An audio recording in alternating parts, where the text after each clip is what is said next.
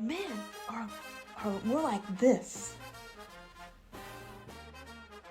And women are like this.